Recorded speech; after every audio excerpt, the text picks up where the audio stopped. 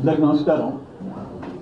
ఈరోజు రాజకీయంగా సీనియర్ నాయకులు మాజీ పార్లమెంట్ సభ్యులు ఉండవల్లి అరుణ్ కుమార్ గారు మీటింగ్ కన్వీన్ చేశారు. ఆయన ప్రధాన అంశం ఏంటంటే రాష్ట్ర విభజన జరగాలంటే శాసనసభ తీర్మానాలు 2 పార్లమెంట్లో మెజారిటీ సభ్యులు దాన్ని ఆమోదించాలా, అప్పుడే చట్ట ప్రకారం విభజన జరిగింది. అది జరగలేదు కాబట్టి అన్కాన్స్టిట్యూషనల్, రాజ్యాంగ విరుద్ధము, అది ప్రజలకు తెలియాలా, దాన్ని ఈ దేశం గుర్తించాలా.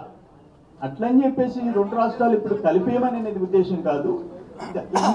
ఇంకొక సందర్భంలో రాజ్యాంగాన్ని ఉల్లంఘించకూడదు అని అనేది అభిప్రాయం అని చెప్పేసి దాన్ని చెప్తూ మనకి రావాల్సిన చట్టపరంగా మనకు జరిగిన అన్యాయాన్ని నిలదీయాలని చెప్పేసి ఉండవల్లి గారు ఈరోజు సమావేశం ఏర్పాటు చేశారు.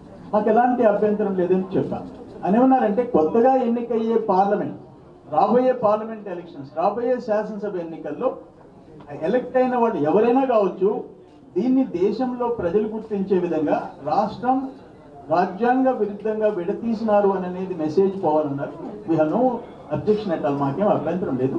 బట్ సేమ్ టైం ఈ రాష్ట్రానికి రావాల్సిన నిధులు హోదా మీద ఒకరిద్దరికి తప్ప ఎవరికి పెద్ద భిన్నాభిప్రాయాలు లేవు.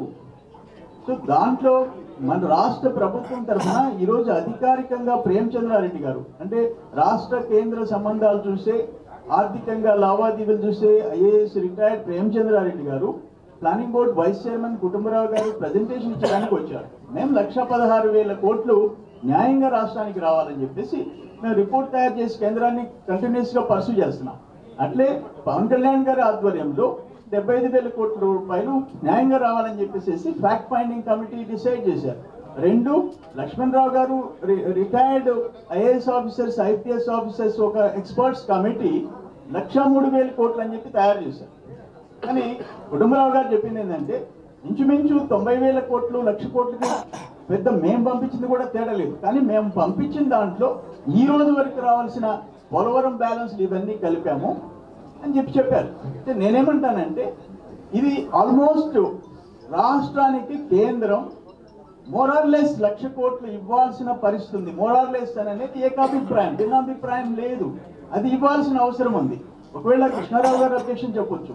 నేనేమంటానంటే పార్టీలకు అతీతంగా అందరూ తయారు చేసిన రిపోర్ట్స్, ఇటు గవర్నమెంట్ చేసింది కానీ మిగతా కమిటీస్, ఫ్యాక్ట్ ఫైండింగ్ కమిటీస్ తయారు చేసింది, ఇది ఇప్పటికీ ఇవ్వకుంటే 4.5 సంవత్సరం అయిపోతే ఇవ్వనప్పుడు రాష్ట్రానికి అన్యాయం జరుగుతుంది. రెండోది హోదా విషయంలో, ఇది ఒకరిద్దరు తప్ప హోదా విషయంలో అందరూ యునానిమస్గా అడుగుతున్నారు. వాళ్ళు స్పెషల్ ప్యాకేజ్ అంతకంటే ఎక్కువ ఇస్తున్నారు. 2017 తర్వాత ఎవరికి స్పెషల్ కేటగిరీ స్టేటస్ ఇవ్వమన్నారు, ఇచ్చారు. మరి వీటిల్లో ఈరోజు అరుణ్ కుమార్ గారు, ఉండవల్లి అరుణ్ కుమార్ గారు ఈ సమావేశం ఏర్పాటు చేసిన తర్వాత, ఒకటి రాష్ట్రానికి జరిగే అన్యాయం, దాన్ని డెఫినెట్గా కేంద్ర ప్రభుత్వం పరిష్కారం చేయాలా. 2 ఈ అన్కాన్స్టిట్యూషనల్ గా జరిగిన విభజన దేశం గుర్తించాలా. సేమ్ టైం మనకు రావాల్సిన హక్కులు మనం సాధించుకోవాలా.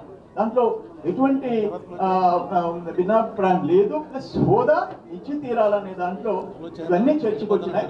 ఒకరిద్దరికి భిన్నాభిప్రాయాలు ఉండొచ్చు, నేను కాదన్ను. ఆన్ ద హోల్ ఆంధ్ర రాష్ట్రానికి అన్యాయం జరిగింది, ఇప్పటికీ కూడా పరిష్కారం చేసేదానికి ముందుకు కేంద్రం రావటం లేదనేది మెజారిటీ అభిప్రాయం. ఈ వీడియో గనుక మీకు నచ్చినట్లయితే లైక్ చేయండి, షేర్ చేయండి. మరిన్ని వీడియోస్ కోసం మా ఛానల్ను సబ్స్క్రైబ్ చేయండి.